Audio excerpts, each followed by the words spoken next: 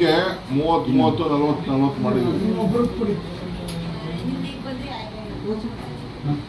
ಎಲ್ಲರಿಗೂ ಮಾಡ್ತಾರಮ್ಮ.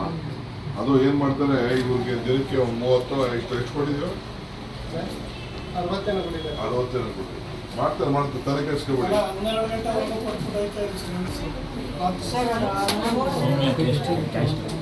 ನಿಮ್ಮ ಫೋನ್ ಬಂದಿದ್ದಾರೆ ನಿಮಗೆ. कर्नाटक के नायब वजीर आला DK शिव कुमार ने Karnataka one integrated civil service centre Kanakapura Ramanagara ज़िले में अचानक दौरा करके न सिर्फ सबको हैरान कर दिया बल्कि उन्होंने ज़ाती तौर पर गृह लक्ष्मी रजिस्ट्रेशन के अमल का मुआयना किया। यहाँ तक कि एक खातून की मदद की जो तकनीकी मुश्किलात का शिकार थीं। DK शिव कुमार ने अमले के साथ बैठकर कार्रवाइयों की जांच की और कुछ खवातीन को रजिस्ट्रेशन कार्ड भी तकसीम किए। रजिस्ट्रेशन का अमल कैसे किया जा रहा है, कहीं अमले ने किसी से रिश्वत तो नहीं तलब की या ताख़ीर और बहानाबाजी तो नहीं कर रहे और क्या इस मंसूबे के हकदार मुकम्मल तौर पर जानकारी रखते हैं वगैरह।